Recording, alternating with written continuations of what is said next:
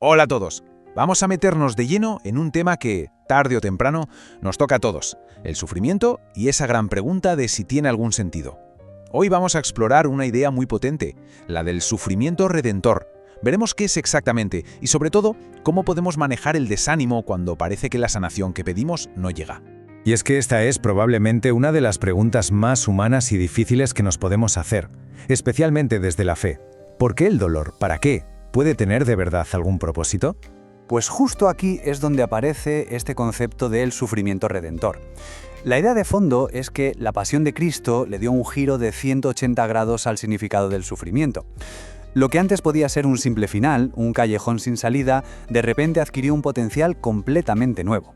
A ver, para que se entienda bien, en la enseñanza de la Iglesia, tal y como la encontramos en el Catecismo, dice que Cristo, con su pasión y muerte, le ha dado un nuevo sentido al sufrimiento. Y esto es lo importante, ahora puede configurarnos con Él, unirnos a su propia entrega.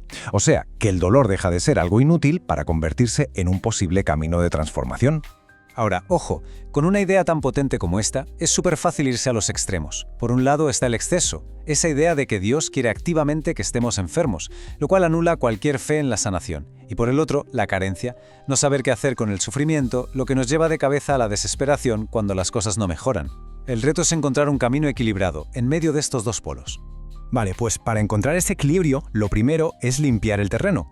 Vamos a analizar y a desmontar 4 de los mitos o malentendidos más comunes que hay en torno a este tema del sufrimiento y la sanación.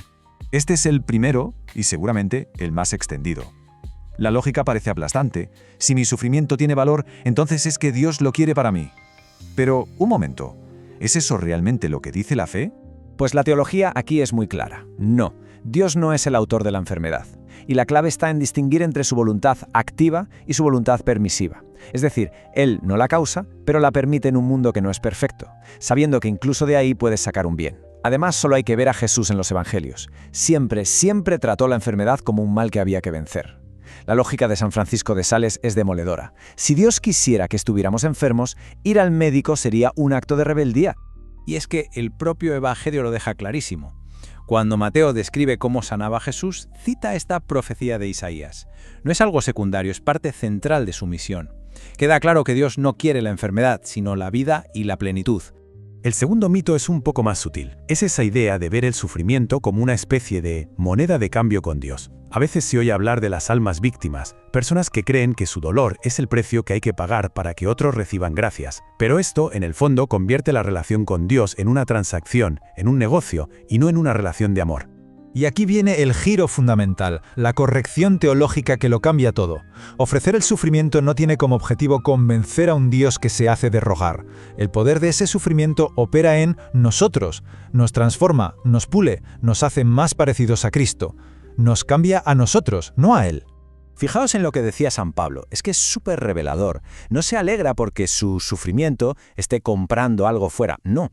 Se alegra porque se da cuenta de que a través de ese proceso Dios está forjando dentro de él virtudes, la paciencia, un carácter probado, la esperanza. El fruto es interior, es una transformación de la persona. Venga, vamos con el tercer mito, que este es, digamos, el argumento estrella que se suele usar para decir que a veces la sanación no llega, la famosa espina en la carne de San Pablo. La mayoría da por hecho que era una enfermedad crónica que Dios no le quiso quitar. Pero, ¿qué dice el texto en realidad? Pues si lo leemos con lupa, vemos cosas muy interesantes. Primero, Pablo no lo llama una enfermedad, sino un ángel de Satanás. Segundo, cuando describe los efectos, ¿de qué habla? De insultos, de dificultades, de persecuciones, todo problemas relacionados con la oposición que encontraba al predicar. Y por eso se alegraba, porque eran la prueba de que su misión estaba dando fruto. Y ya para rematar, por si quedaba alguna duda, uno de los grandes padres de la Iglesia, San Juan Crisóstomo, llegó a la misma conclusión. Su análisis del pasaje es que Pablo no se estaba refiriendo a una enfermedad. Esto, como mínimo, nos obliga a repensar la idea de que Dios a veces nos deja una espina en forma de enfermedad para enseñarnos algo. Bueno, aclarar todas estas ideas es fundamental, pero luego está la vida real. Y es ahí cuando la teoría choca con el dolor de verdad, cuando la fe se pone a prueba. ¿Qué pasa con esa decepción a veces tan amarga, cuando rezamos y rezamos por sanación y no ocurre nada? Es que es muy importante saber que en esta lucha no se está solo. El mismísimo Juan el Bautista, a quien Jesús llamó el más grande de los profetas, tuvo sus dudas. Desde la cárcel, esperando que el Mesías lo liberara, manda a sus discípulos a preguntarle a Jesús: «Oye, ¿eres tú o nos hemos equivocado?». El desánimo es parte del camino, incluso para los gigantes. Y la respuesta de Jesús es una genialidad. Fijaos en que no se centra en lo que no está pasando, que es la liberación de Juan.